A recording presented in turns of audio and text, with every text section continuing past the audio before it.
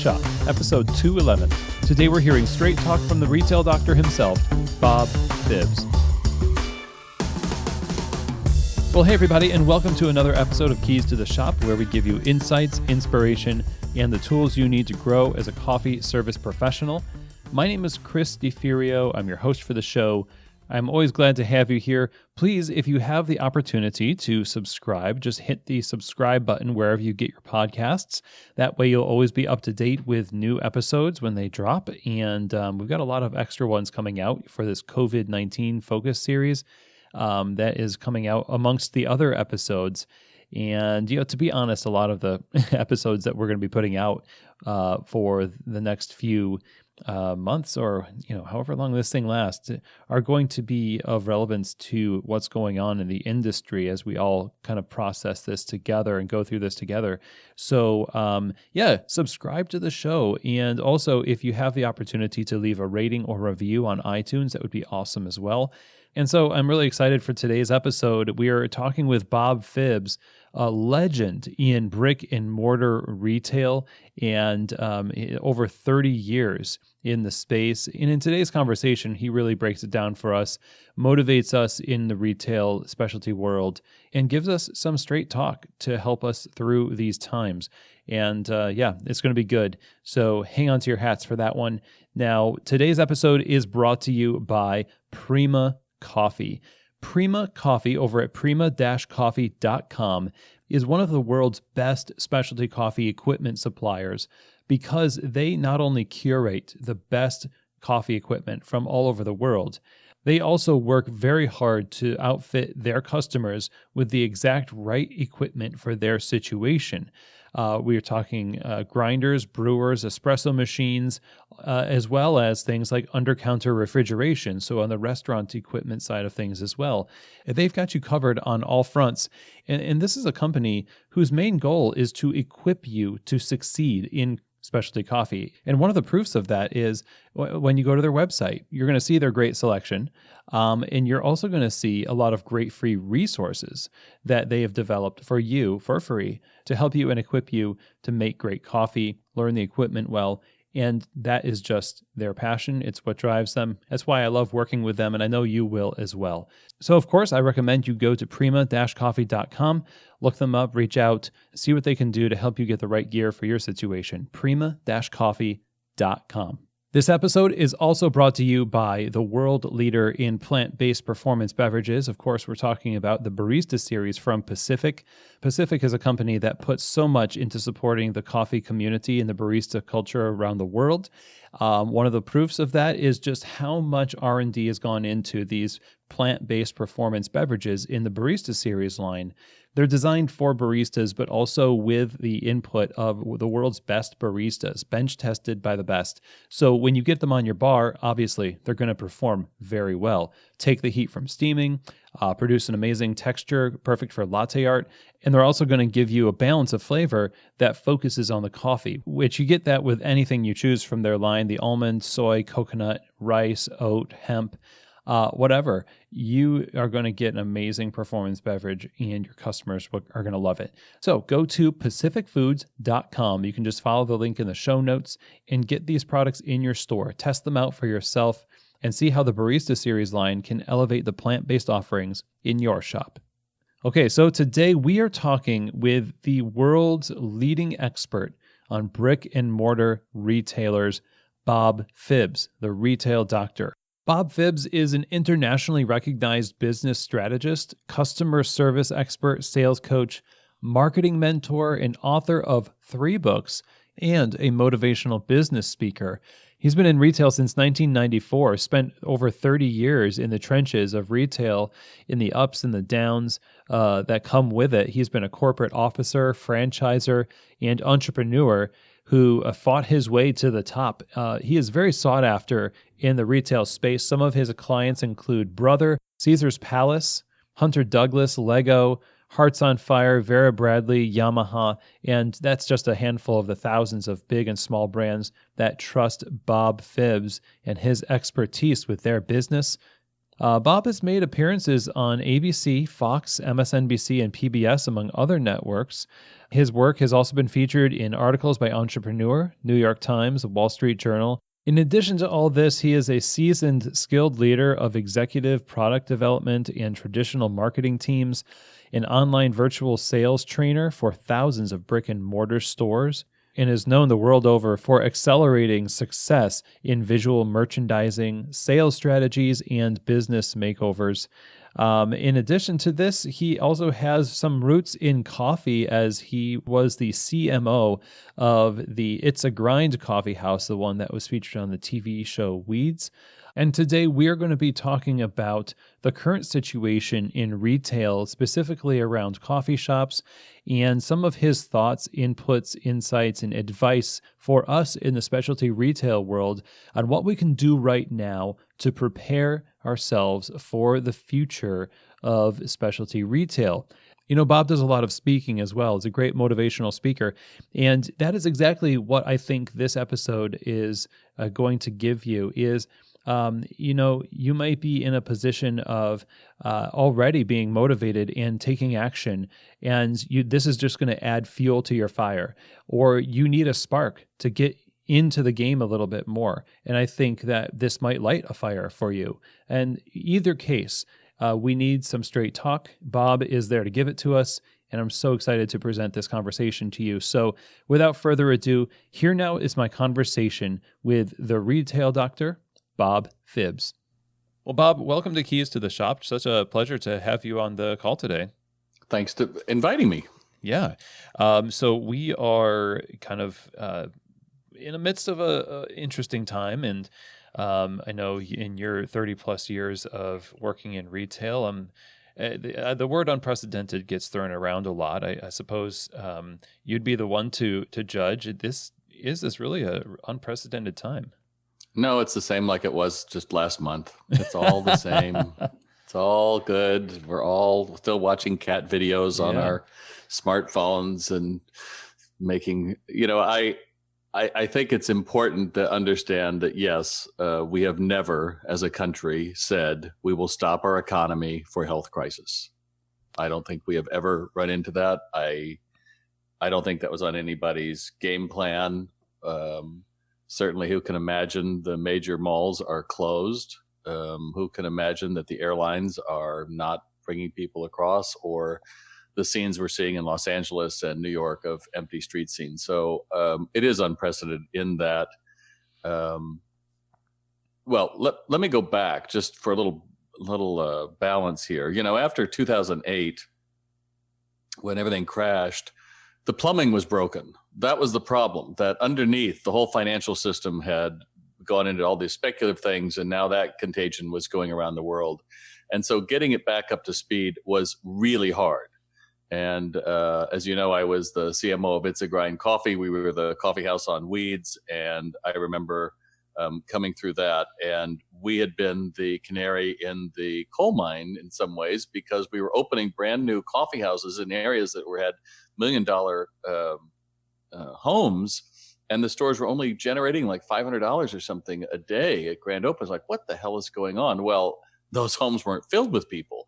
We didn't know that at the time. So things were really, we were things long before anyone else did. That's not where we are here.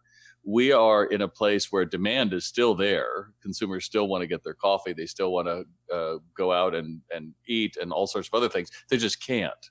So I believe that I don't believe that we're going to be in a V recovery. I don't think we're going to get a all clear and suddenly everything is back to normal. It's going to be more of a U, but it is not as bad in my respect as 2008 if you went through there, because the demand is there. People have money. They're just not spending it right now. Now, don't get me wrong. Don't kill me. I think everyone has an angle, and you could certainly come back and say, but there are millions of people who are going to be out of work. And it's like, I get it. But those businesses are fundamentally going to reopen. Macy's isn't going to not reopen. The South Coast Plaza is not going to reopen. Marriott's are going to reopen. We are going to travel again. You have to believe that. If you don't, you're going to be hunkered down in a fetal position. And I think you're going to miss the opportunities that you could be doing now to be growing. Make no mistake, the clock is ticking. We are going to reopen. We are going to get back to normal. What are you going to do in this next, whether it's 2 weeks, 2 months? I don't know what it's going to be, but I absolutely believe you're going to be back to normal. And are you going to have wasted that time, commiserating? I was in a grocery store this morning, and, the employees were going on about like all the horrible things. And I just thought, why the hell are you on this floor right now? We don't want to hear this. We want to hear how people are doing better and serving now to be able to sell and to be able to grow our businesses later. That's all you should be thinking about. Okay. Well, it's a hard proposition too. And when this type of thing hits and, that you're laying off all of your staff and, it's working at coffee, like people are going from 40 staff to 0, putting them on unemployment. The cultures of their stores are fundamentally changing. And theoretically, they want to hire all these people back. But, there is obviously a time to look and see, like, hey, how is this affecting us all as people, as human beings? But what I hear you saying is, like, as you do that, realize that there has to be sort of a light at the end of that tunnel, or else you're just going to stay there forever, and it's going to get worse for you as a person. We have a choice. An adult has to hold 2 outcomes in their hands at one time. I'm not a parent, but I would have to believe parents, the reality is your wonderful kid may end up not going to college or getting a trade or being able to support themselves or a million other things, or they could grow up to be the president, or they could grow up to be, the founder of all sorts of new technologies. A parent has to balance both of those before they decide to have a kid. And they choose to say, in hope, I'm going to believe something better is going to happen for my kids. I think business people, I think retailers, I think people in small business are by nature positive. Nobody opens a business and says, I'm probably going to lose money for 6 to 18 months, but someday, eventually I'll make it back. I mean, it's not a logical decision. So I think we have to use that choice muscle right now and realize it's a choice. I had a friend of mine who came to church back in the 90s, and he said, I have, it's tax day, and my roses have mildew, and I have AIDS. And I get up and I look at the sun and I think, wow, I've got an opportunity. He said, it's not easy, but that's what I have to do. And I think as business people, we have to have that same clarity to understand that, yes, what's happening, what's going to happen, what's happened already is clearly nothing we were prepared for, but you have got to hold on to hope. And even if that means you have to call your friends and say, I just need some good stories here. We are mentally in this place. It's almost like we're in a reverse lottery. In the lottery, you buy a ticket and you think, like, even though the chances are crap, I'm going to win. And you buy that. Well, we're now in a reverse lottery, which is, holy crap, I'm going to go out of business because everyone else is. And you've got to get some balance to say, look, the fundamentals of my business are here. People are still, my clients are still here. Yes, I get it. Some people will be out of work, and I know it's terrible. But we have to get out of the yeah, but syndrome, because that's not helpful for any of us. Mm-hmm. We've got to stay focused on the yes, and.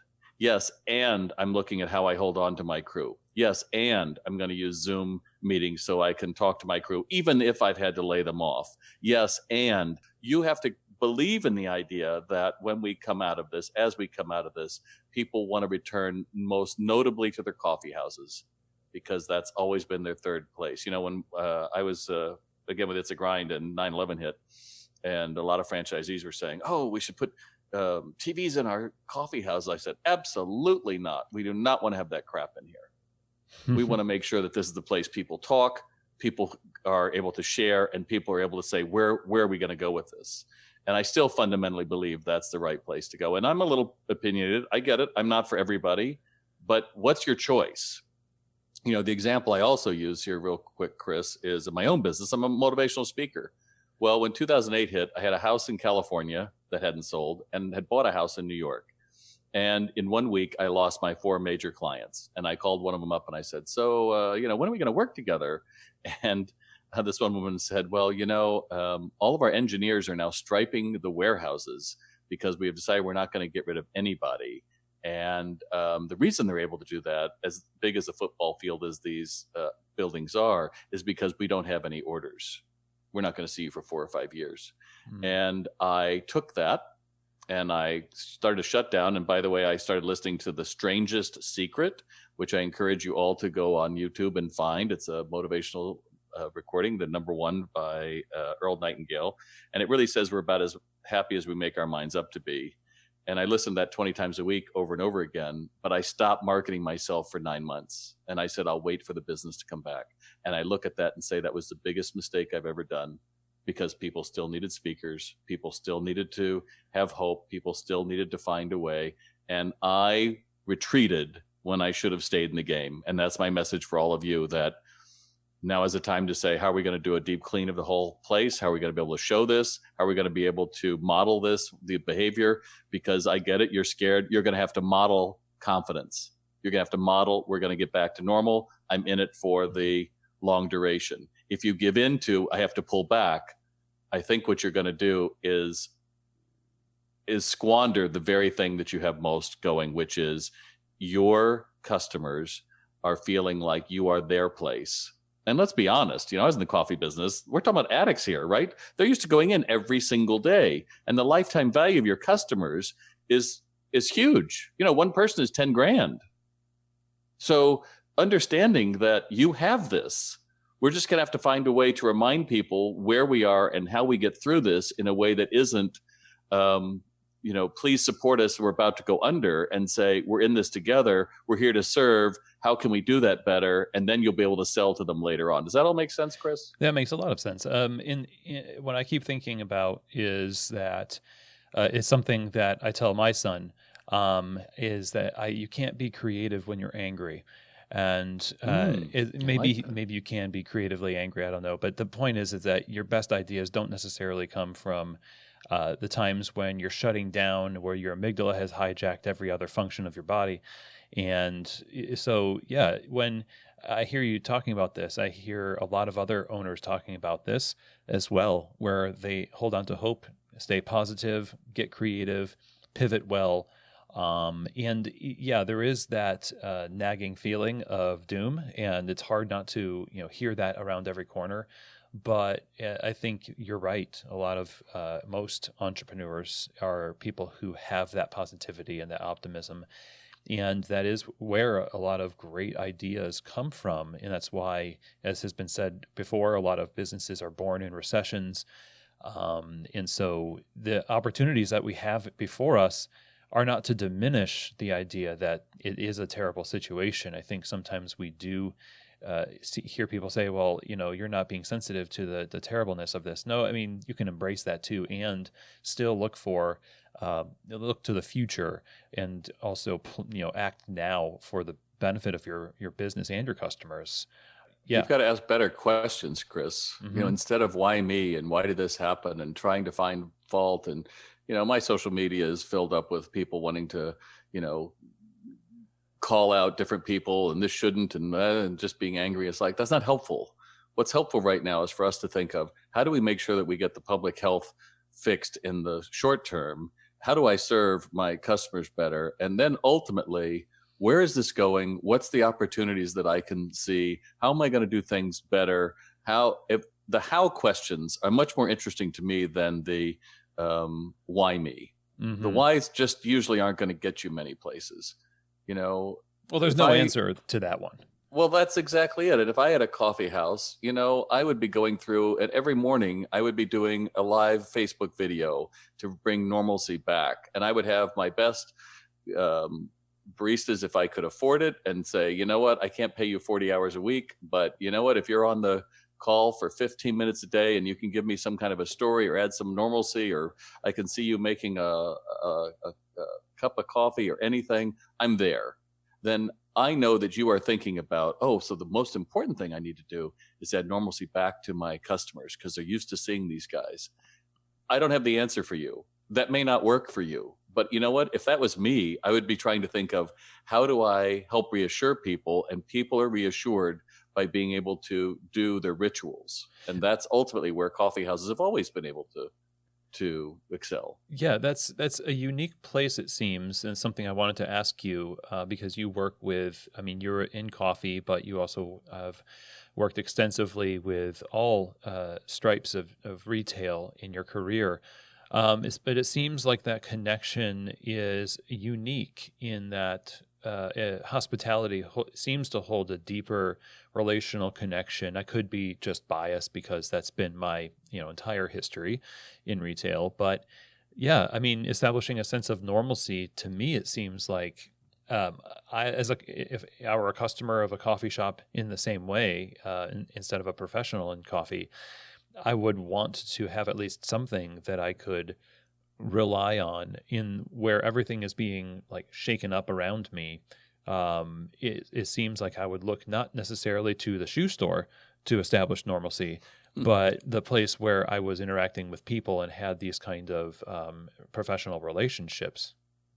Absolutely. And ultimately, then that makes you feel like, oh, I'm normal too, because these are the people I normally see. Maybe you invite 20 people for a virtual call at 9 a.m. or 7 a.m., or you do one at 7 and one at 8 and one at 9. I don't know, but try something. Do something that's fun. Do something that's like, well, what if we did that? Because when you start asking, what if life gets easier? What if we did this? And you might say, well, I don't think that's going to really, I need money now. Well, you know what? The SBA, the federal government, is about to put $2 trillion into the economy. Mm-hmm. It's not here yet. It's going to take anywhere from 3 to 6 weeks. And I encourage anyone listening to this to go to SBA.gov, to talk to your local bank, to get a bridge loan, to find out what you can do. Don't assume anything. There are 2 big packages and you can do that. But, it's not like people forgot small business. We're in this together. So there are people looking out for financial health, and even in unemployment with some of your employees, people are looking out to say, how can we take care of that? But what you have to be thinking of is, how can we stay a vital part of these customers that we have created? Are there ways, there's several, and I'm in New York where a lot of things are closed down. Everything is still takeout or curbside delivery. Okay, well, what's the best way to do curbside delivery? What makes us even better? And maybe you could text people after they've picked it up, like, I hope you have a great day. Or maybe you could do a quick company that I recommend is BombBomb, which is a quick video email. And you can just say like, hey, we really appreciate your business. So if you got a loyalty card or you've got any of that kind of stuff, mine that data. And now's the time to talk to them. And you know what? You got plenty of time. So you could say, hey, it's Bob down here at Bob's Coffee. I know you're out of your regular pattern. We can deliver curbside, or we're totally closed down. I can't do anything, but we're looking forward to having a big get together when we come back, and just letting you know that we're in it for the long term and we'll be here when you come back. Well, that could spend some time, but you know what? I would rather spend time doing that than sitting and leaving CNN on all day and talking to my buddies about how it's the end of days, because nobody knows what's going to happen. But if you at least come from the place that, what if you're going to tap into the top part of your brain, which is where we experience wonder, and you're going to start putting things together. And whether you do that, and you sit at your desk for an hour, but if you just keep asking those questions while you go out on a walk, or you're taking a shower, wherever it's going to be, I guarantee you're going to feel more hopeful. And that's the key for all of us, that if we go into despair and it's not going to end and it's going to take forever, and you listen to that one pundit who goes down the rabbit hole, well, if, and you just bring that in nonstop, then you're going to be defenseless against all of those inner voices of your own, which your own fears and doubts, which you were able to keep at bay when you opened the store, because you knew the risk, but you still opened anyway. You have to remind yourself, I'm better than this. I'm not going to let those voices do it. And so when you ask yourself, how can we do better? That's a way of getting your mind in the right place. And I think that's the key. It's certainly been the key for me for the last 20 years. And I have to believe that's the same as your listeners as well, Chris. Yeah. I mean, there's a lot of opportunities that are presenting themselves right now, but it's hard to know which one is the right one for you, or how to act and not feel like maybe you're making the wrong decision. What's really interesting about the coffee community is how connected it is over social media. So I see a wave of people taking each other's ideas and establishing them, like the curbside, for example, like you were stating, has been a big part of that. And people said, okay, well, I see what they're doing here. I'm going to take that idea and I'm going to riff on that and improve on it for my business. And so it looks like we're optimizing these, what I imagine are just emergency measures, now turning into the new normal. Is a lot of people use that phrase, the new normal. It almost But seems like you have to think of it as the new normal, or else you won't optimize it. You'll just be itching to scrap it to get back to what was, and maybe you'll never be there. Yeah, that's a good point. I mean, social distancing, it's required in New York State, and it's required in California, 6 feet away. I don't know how servers are going to possibly deal with that when restaurants reopen, but I can guarantee you that's what they're going to say when restaurants reopen. They're going to have to find a way to go through that. But, I would just to build on it, my number one thing I'm telling all my clients is serve now, you can sell later. So, hospitals have regimented shifts at 7 to, just like hotels do, 7 to 3, 3 to 11, 11 to 7. You could be dropping off coffee. You could find out, talk to the local, and don't do it for the PR. Just do it because it makes it feel good to you. But ask them, will they take that? Some won't, some will. But realize that you want to honor those caregivers that are out there doing it. Any possible way you can bring something else to them that feels normal, they will be there. And go out of your way to recognize that being community is being a part in the good and the bad times. So how can you serve to help other people without calling a light on you? You're not going out there do a Facebook Live like, hey, we're bundling this up to give to. No, that's not what you're doing. Just go do it. And you're going to find that, again, the cost of goods for coffee is nothing. But if there are ways that you could find to help your local community in a new way, I think it's better. And also realize that all of these things we're going into, these hyper clean modes that we're going to be in, probably are going to go forward as table stakes for most of us. So it always used to be, the triple sinks and having enough hot water and all that. There's probably going to be new regulations around anything to do with public sanitation, public health, but embrace those, because what that does is it shows people that we're serious about protecting the community. Yeah, and that service is something that's implied in the fact that, you've been doing it, whether you've been doing it really, really well or not. It's neither here nor there. You're in a service industry, and so having that altruism about you at this moment seems really paramount. And it's also hard to balance that with the hemorrhaging of money, where the entrepreneurs are. I know I have friends who are closing down permanently. They just can't keep their businesses open, and that's just going to be more likely the longer this goes on.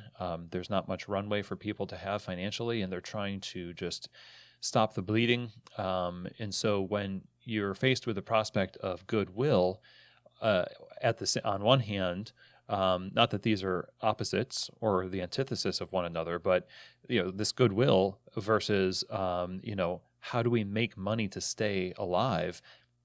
How do you balance that? How do you say, okay, well, here's some practical things that you can do to engender goodwill in the community, and like you say, serve now, sell later.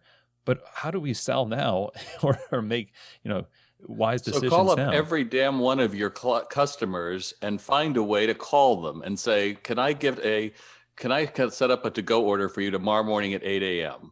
I'm going to go through and check every social profile of everybody I know comes into my store. And I'm going to message them and I'm going to say, how can we set up to get your regular order going again?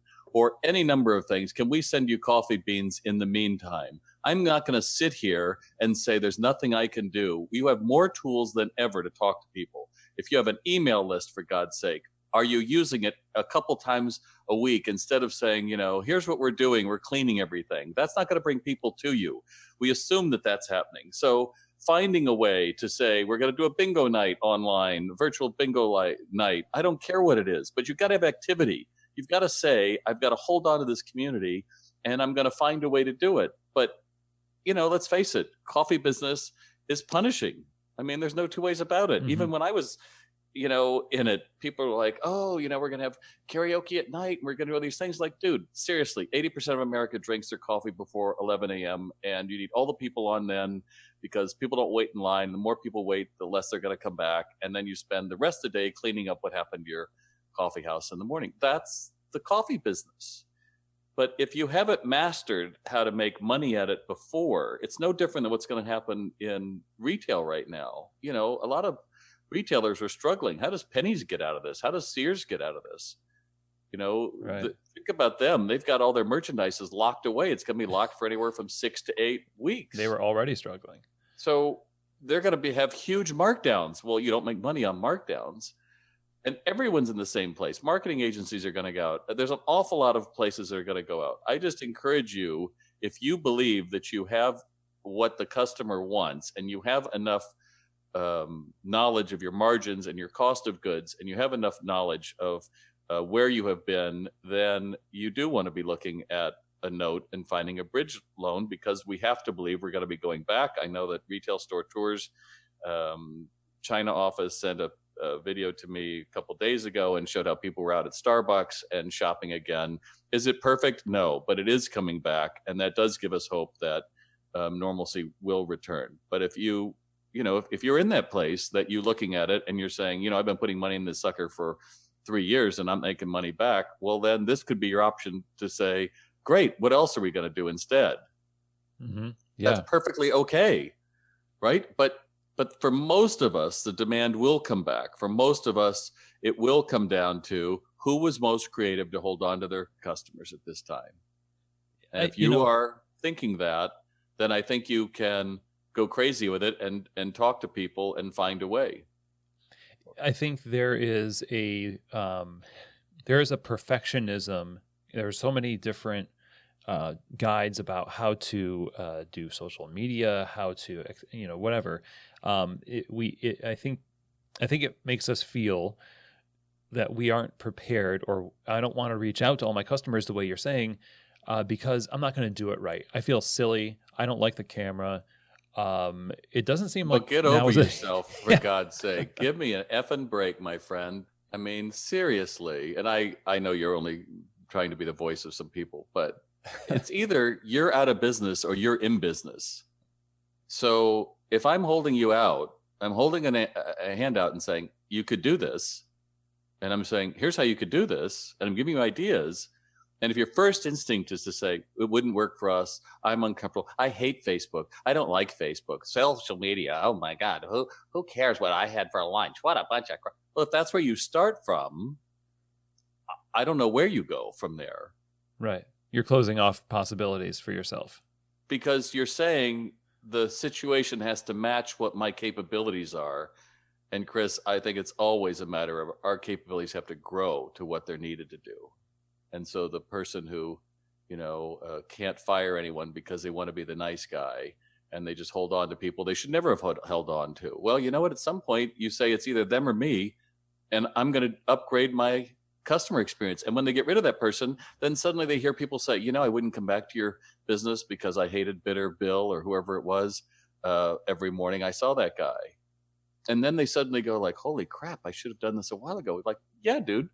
So let's go back to Facebook Live or Bomb. It's not about you. That's the whole point. This is about we, not me. I don't care if you're uncomfortable, even with your knees knocking, you go out and you do it. Or you call someone on the phone, or you leave them a voicemail, or you send out an email that simply says, hey, Chris, I know you have keys to the shop. You're down there in Louisville.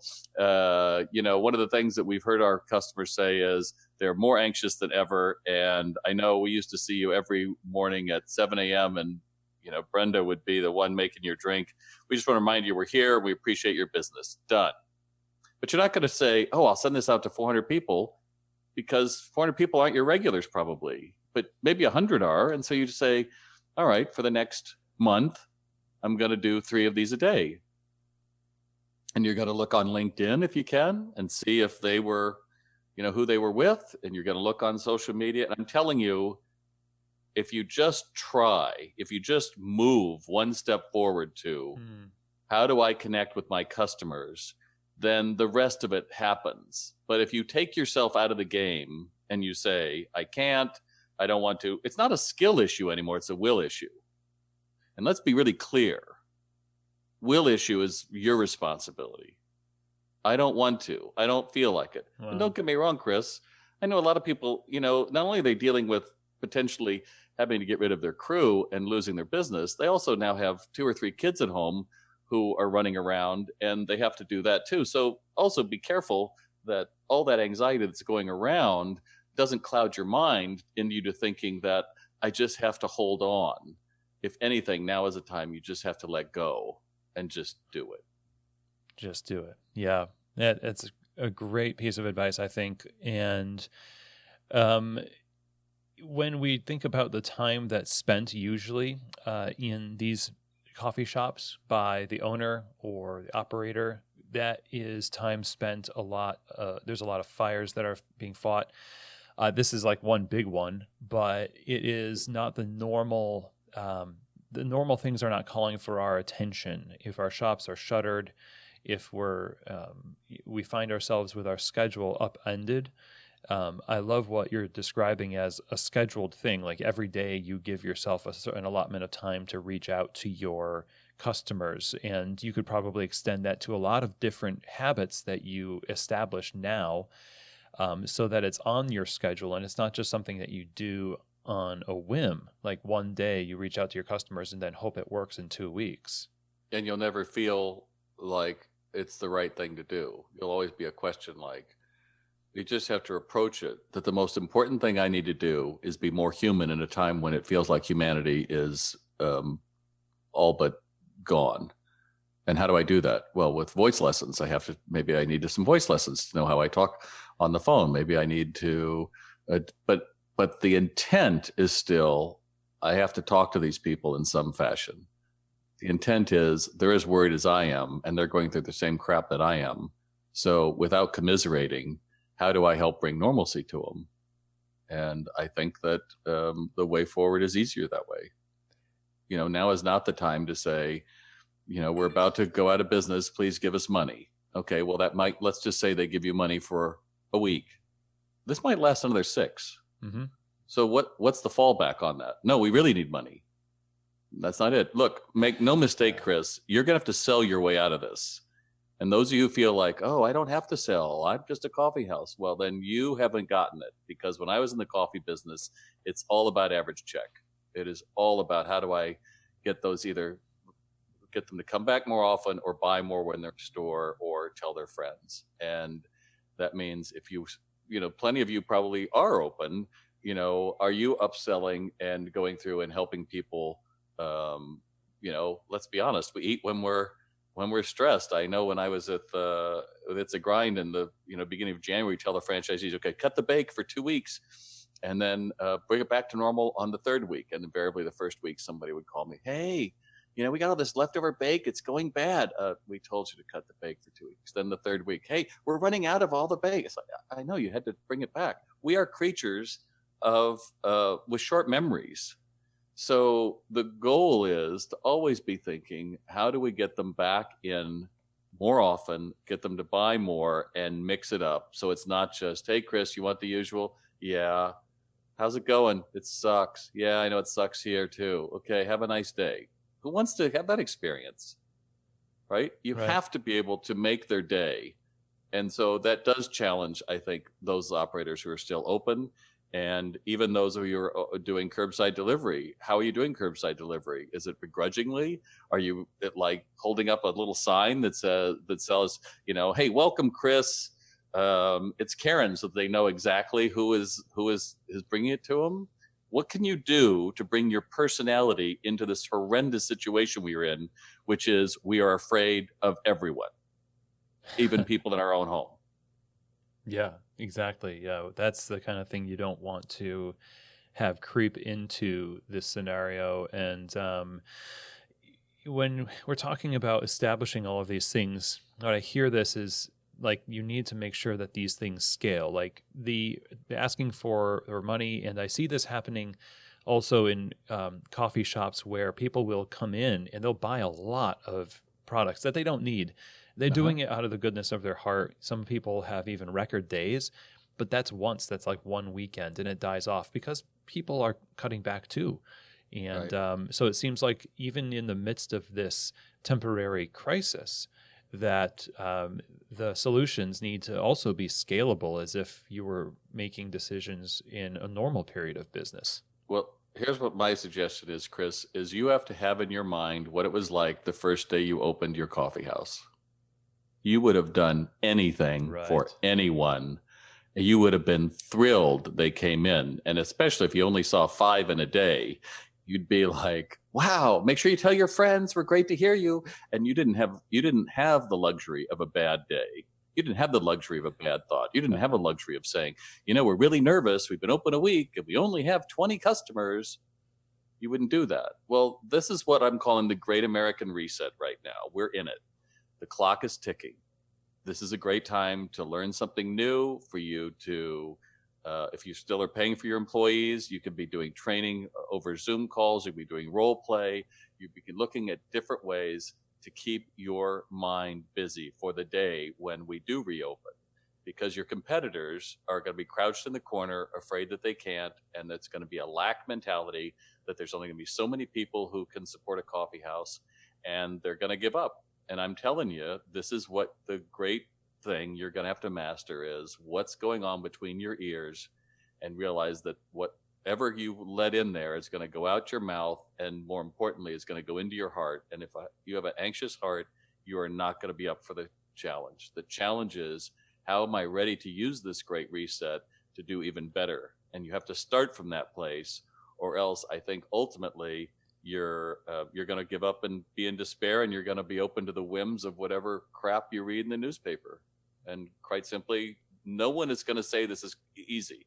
No one's going to say it's an all clear. You do realize that, right? Like, I'm in New York City. Mayor de Blasio or Cuomo is not going to come up on June 15th and say, we're out of the clear. Everyone can go out and shop and do whatever the hell they want. The messages are going to be, this could last with us for years, or this could be something that we're only going to do case by case, or any number of things.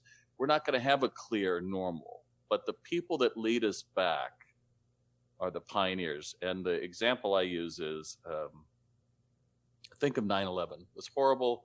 None of us could even imagine a 9/12, but we were devastated, and the airlines were like, how the hell did we make this work again? So planes had been parked at airports that never got those planes before, from different brands that didn't even belong to them. So the air traffic controllers had to say, all right, how do we get these back to a place where at least they're back in the system where they need to be? And then the airlines had to say, okay, well, we're going to have to build schedules based on where they are, but demands now, we're going to have to do that. And then we've got to track those early adopters. We've got to make those early adopters really feel safe and secure. So here's what we're going to do. And then the early adopters went out and said, hey, it's safe to fly again.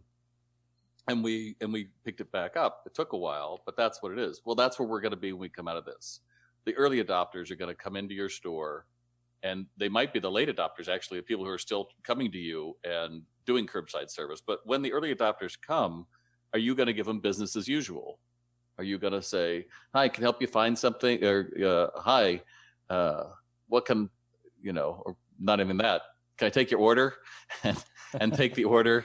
And it's like, down there. Is that going to be acceptable for you? Because I think you're going to have to wow the early adopters, which is why you have to come up with a branded experience in your coffee house. I can tell you, when I first started out with It's a Grind many years ago, and Starbucks came, and a couple of other companies came in and said, what the hell goes on here? Why is it so different when we come in your stores? It's because we trained the crap out of them. And we said, this is what our experience needs to be. Here's who has to represent that. Here's the values you need to be talking about and living. And ultimately, here's the feeling I want someone to have when they walk out of our coffee house. That's what matters. I don't give a damn that you've got Arabica beans and, goats ate it on the side of a mountain and done by, herders who did this. Forget that story. The story comes down to, how do I, in the middle of all of this nonsense, how do I make somebody feel that they matter? Because people who feel they matter will stay with you. And that's why it's got to come down to live videos. It's got to come down to newsletters. It's got to find a way to make them still have a feeling with your brand. because people who feel they matter.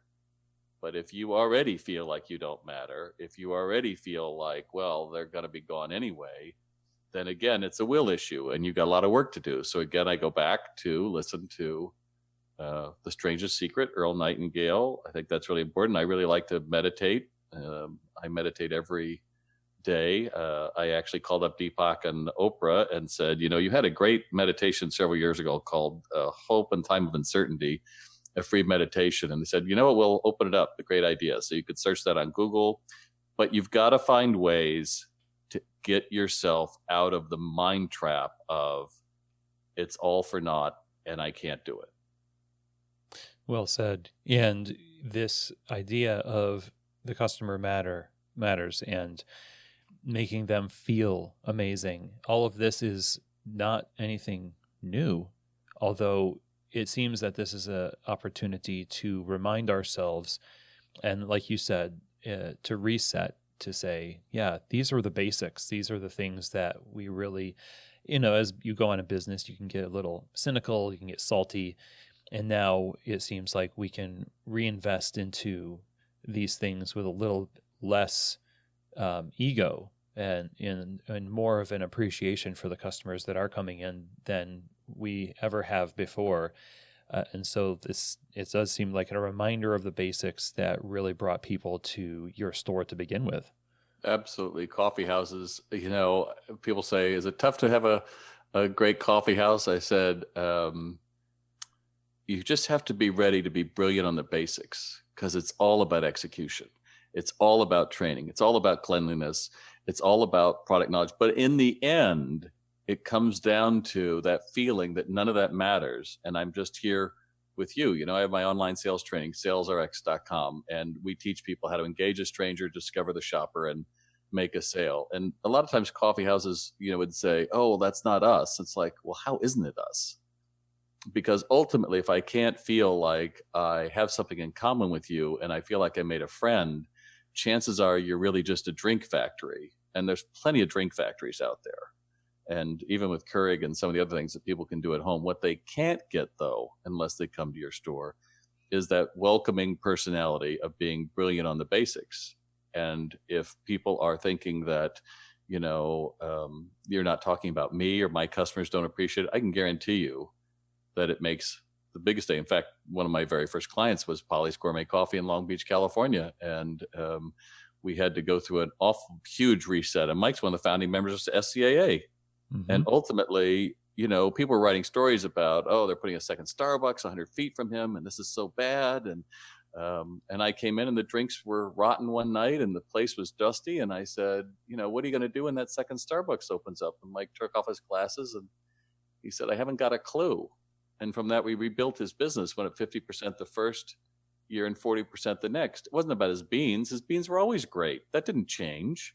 But what did change was the whole attitude about serving the customer and being brilliant on that customer experience. So people felt, that's my coffee house. And that's still my charge to all of you, that ultimately you may have been able to get away with having bitter John or somebody and think that's cool. And maybe that was fun for a while, but people are going to be more fragile. I think about it when people come in when we get through this reset, it's almost like, how can I care for you today? Because that's what we're going to need as customers.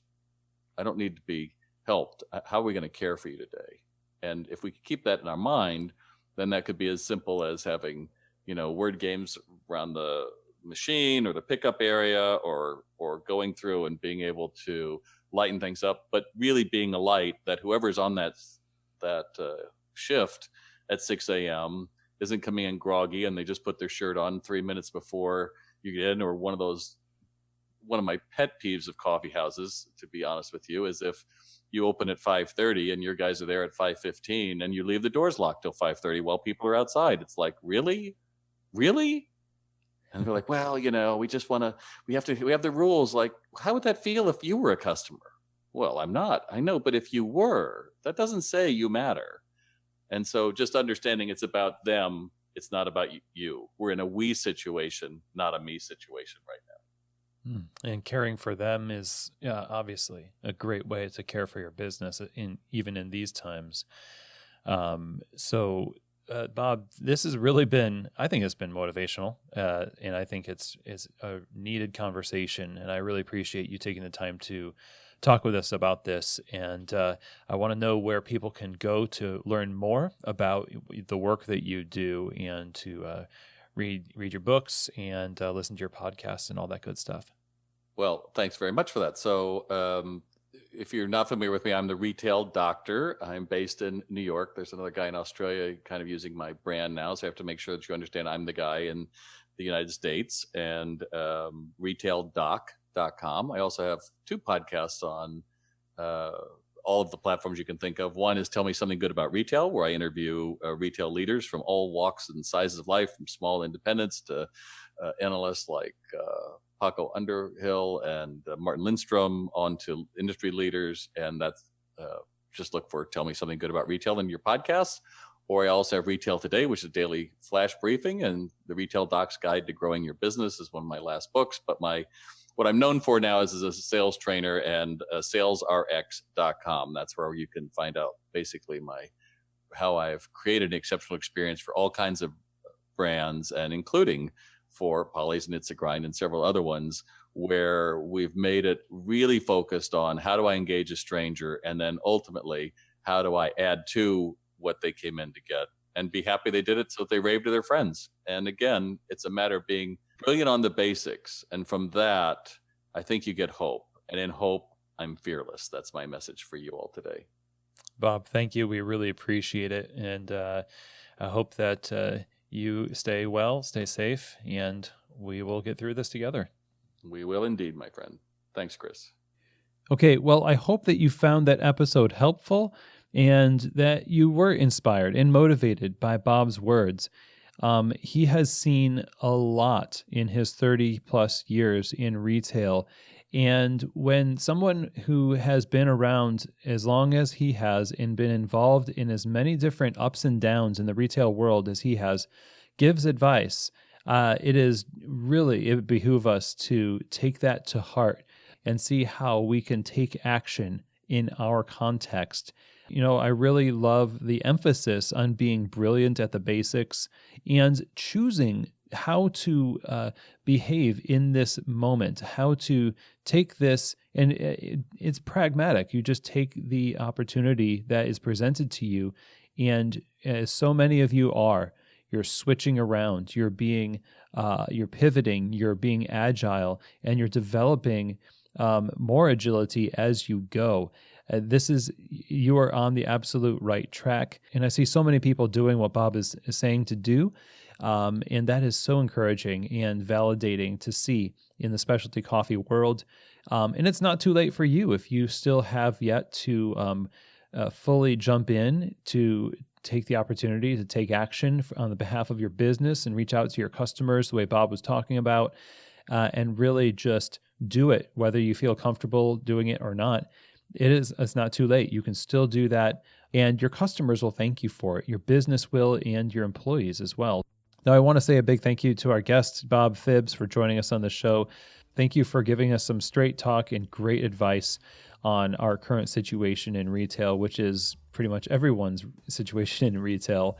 And we are in this together, and having these kind of practical and actionable things is really helpful. So thank you, sir. Now, if you want to learn more about what Bob does, you want to read his books, hear him speak, go to retaildoc.com.